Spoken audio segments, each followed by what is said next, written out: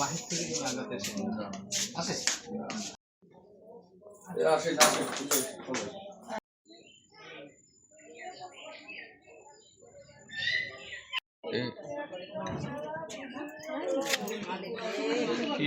মানে আমি তো ফজরের নামাজ পড়ি তো 5:30 আজান দেন 5টার দিকে আমি উঠছি আর কি 5টার দিকে উঠছি আর কি বাসার পিছনে বের হয়েছি বাসার পিছনে বের হয়ে আমাদের নারকেল গাছ আছে পিছনে ও প্রায় চুরি হয় আর কি সেই জন্য আমি একটু লাইট মারছি লাইট মারার পর দেখি যে একটা লাল একটা ব্যাগ ওই নারকেল গাছের গোড়ায় ওসমান হাদিদের বাসার পিছনে বরাবর ওইখানে একটা রাখা। তো আমি যে ব্যাগটা আসলো কোথা থেকে এই জন্য লাইট মারতে মারতে ব্যাগের কাছে যাওয়া ধরছিলাম তখন দুইটা লোক ওই ব্যাগ বগ নিয়ে ওই যে পিছনে একটা বেড় আছে ওই খালের ভিতরে আর কি মানে লাফ দিয়ে পড়ে এবং ওসমান হাদিদের বাসার ভিতরে ঢুকে যায়। এই তারপর আমি চোরকে লড়ান দেওয়ার পর আম, আর কোনো সারা শব্দ পাই না তারপর ফজরের নামাজ পড়ে লোকজন নিয়ে আসিয়া ওদের গেট খুললে তারপর ওদের বাসায় ঢুকি আমি এই লোকজন নিয়ে যে কি এখান দিয়ে চোর দৌড়াইছে আর কি। এই তারপর দেখা যায় যে ওকে জালনা ভাঙা আলমারি খোলা আর ওই গেটের সামনে একটা টাকা ওই যে ব্যাংকের ভিতরে রেজগি পয়সা টয়সা রাখে ওই এর একটা মোসক করা এই দেখা পাওয়া যায়। জি, আসসালামু আলাইকুম। আসলে ওসমান হাদি এখন শুধু আমাদের নলছিটির সন্তান না, আসলে ওসমান হাদি বাংলাদেশের ভবিষ্যৎ সম্পদ।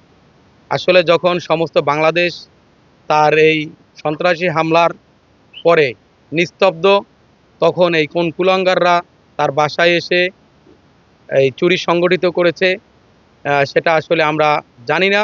তবে আমরা নলছিটিবাসী এ ব্যাপারে লজ্জিত আর ধিক্কার জানাই। আর প্রশাসনের কাছে আমাদের অনুরোধ থাকবে তাকে খুঁজে বের করার। আমরা এটা প্রশাসনের কাছে বিনীতভাবে অনুরোধ করছি।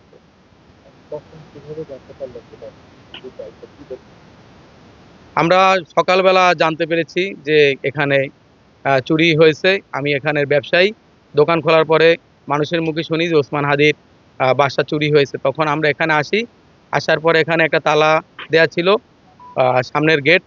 তো তখন আমরা এখান দিয়ে ঘুরে যাই, পরবর্তীতে আবার আসি, আসে দেখছি যে পিছন দিয়ে যে জানালা আছে জানালা খুলে চোর বাসার ভিতরে প্রবেশ করেছিল।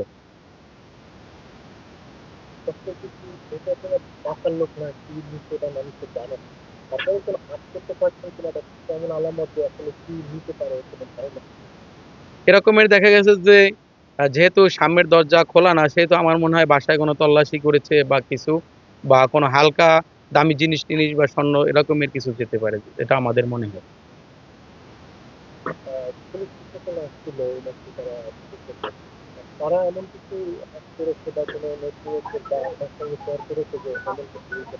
না, পুলিশ প্রশাসন এখানে তদন্ত করেছে, ওসি মহোদয় এসেছিল, থানার তদন্ত অফিসার এসেছিল, এসআই অনেকজন ছিল। তো তারা তদন্ত করতেছে এবং চোরকে যাতে দ্রুত আইনের আওতায় আনতে পারে সে ব্যাপারে তারা যথেষ্ট তৎপর আছে। প্রথমত নলছিটির বাসিন্দা জনাব হাদিবের দ্রুত সুস্থতা কামনা করি। আমরা খুব ভোরে একটা সংবাদ পাই ওনার বাসায় নাকি চুরি হয়েছে। এই সংবাদের ভিত্তিতে আমরা আসছি। আমরা এসে দেখলাম ওনার ডাইনিং রুমের একটা জানালা খোলা। তো এই ঘটনার বিষয়ে আমাদের পুলিশি তদন্ত অব্যাহত আছে।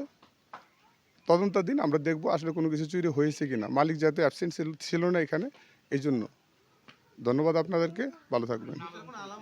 আমি ওসি নলছিটি, আমার নাম আরিফুল আলম, ইন্সপেক্টর আরিফুল আলম।